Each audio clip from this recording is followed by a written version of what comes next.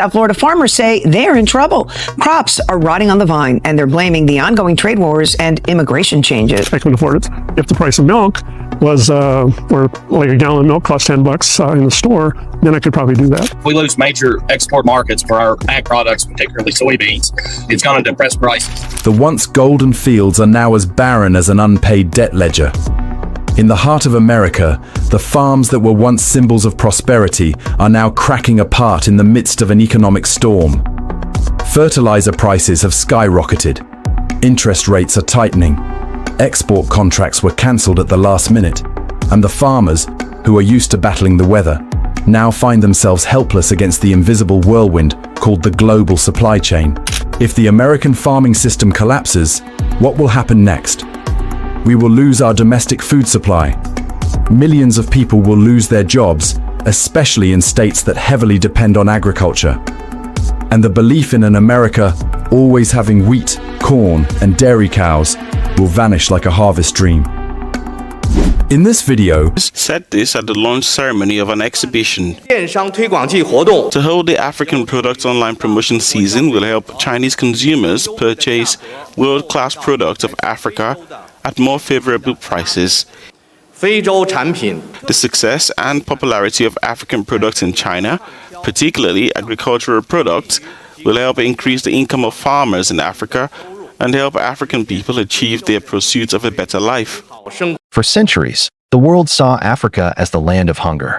Images of famine, food aid convoys, and starving children dominated Western screens. They told us Africa could never feed itself. They told us Africa would always depend on the generosity of the United States, of Europe, of the West. But now, history has turned upside down. In a shock that has rattled the foundations of global power, Africa has just beaten the United States in agriculture. Yes, Africa, the continent once mocked as a symbol of dependency, has risen to become a global agricultural superpower. The numbers are staggering, a $2 trillion shock to the global food economy. The West is stunned, America is scrambling, and the world is asking, how did this happen? Tonight, we tell the full story.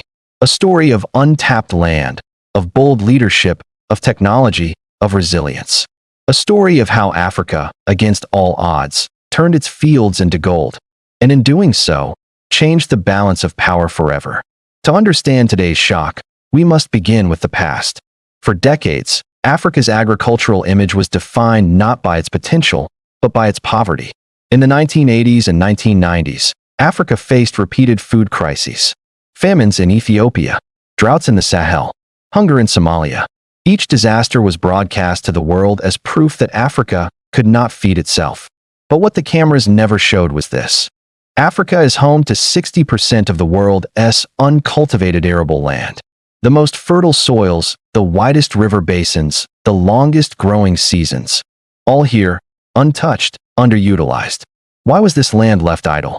The answer lies in the structures of global power. Colonialism stripped Africa of food sovereignty. Colonizers designed agriculture not to feed Africans, but to export cash crops like cocoa, coffee, and cotton to Europe. Structural adjustment programs imposed by the IMF and World Bank in the 1980s forced African countries to cut subsidies, dismantle local farming support, and open markets to cheap Western imports. Food aid dependency created cycles of reliance. Instead of building self-sufficiency, Africa became locked into receiving shipments of wheat, rice, and corn from abroad. The West made sure that Africa remained the customer, never the competitor. But beneath the surface, something was waiting. The soil was fertile. The people were resilient. The land was ready. All it needed was leadership, investment, and a vision of independence. The turning point began quietly. Across Africa, small farmers and local innovators started resisting the old system. They built cooperatives. They embraced new tools. They demanded governments invest in agriculture. By the 2010s, technology had arrived. Smartphones brought market prices directly to farmers. Drones mapped soil conditions. Solar-powered irrigation transformed dry fields into fertile harvests. And then came the African Continental Free Trade Area, AfCFTA. For the first time in modern history, African nations could trade food with each other without the heavy barriers of tariffs and Western interference. This was revolutionary. Suddenly, Nigerian rice could flow to Ghana. Ethiopian coffee could move across East Africa. Maize from Zambia could feed Southern Africa. At the same time, governments began to prioritize agriculture. In Ethiopia, massive investments in irrigation expanded food security. In Nigeria, megafarms were launched with mechanized equipment. In Kenya and Tanzania, agri-tech startups helped small farmers quadruple yields. In Ghana and Senegal, food processing plants ensured crops were no longer exported raw, but refined and packaged for higher value. Piece by piece, Africa's agricultural revolution was being built. And then came the final spark, a Pan-African awakening. Traoré and the symbol of resistance. While agriculture was transforming on the ground, in politics, a new voice emerged. Captain Ibrahim Traoré of Burkina Faso. Though not an agricultural reformer, Traoré became the face of a broader revolution, the revolution of sovereignty.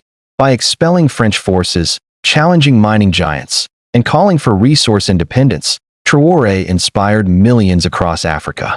His speeches rang across the continent. Africa must rise. Africa must own its wealth. Africa must feed itself.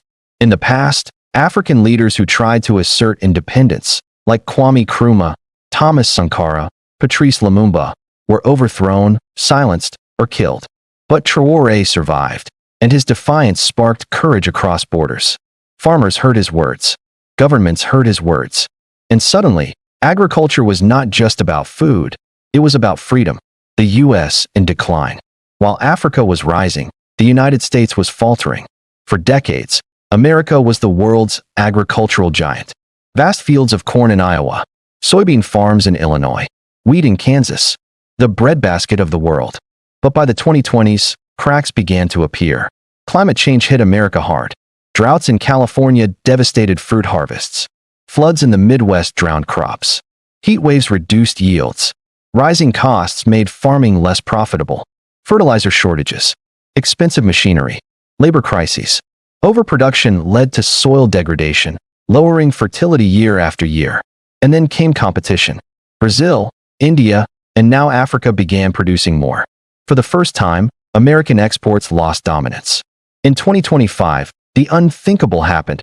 Africa's agricultural growth outpaced the United States. The shock value? Nearly $2 trillion in market size. The $2 trillion shock. Why does this number matter?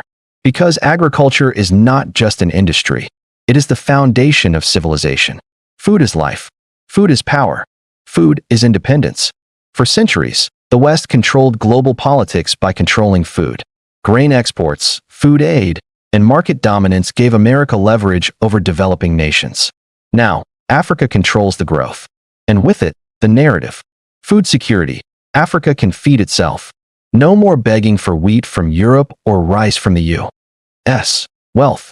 Agriculture now provides millions of jobs, revenue, and local industries. Geopolitical leverage. Instead of being a buyer, Africa is a supplier. Countries around the world now depend on African exports. This is not just economic. This is strategic. It is a shift in global power. The West panics. In Washington, alarm bells rang. Agricultural lobbies warned of collapsing exports. Policymakers feared losing influence in Africa. Analysts admitted America could no longer dictate food markets. In Europe, the panic was just as strong. Africa had long been Europe's supplier of raw cocoa, coffee, and fruit.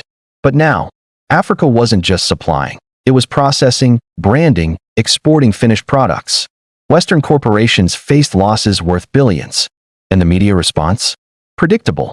Headlines screamed, Africa's agricultural boom is unsustainable. Risk of political instability. Environmental dangers of rapid expansion. But beneath the propaganda was fear. Fear that the very system of Western dominance, built on African dependency, was collapsing. Global consequences. Africa's rise has reshaped geopolitics. China and Russia quickly embraced Africa's new role, offering investments and partnerships. BRICS expanded agricultural trade deals, making Africa central to the new multipolar world. The Global South looked to Africa as proof that sovereignty was possible.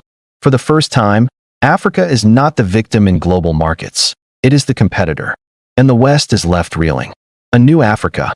The world is witnessing history. Africa has beaten the United States in agriculture. A $2 trillion shock that has stunned the West and inspired billions. For too long, Africa was told it could not rise. But today it has risen.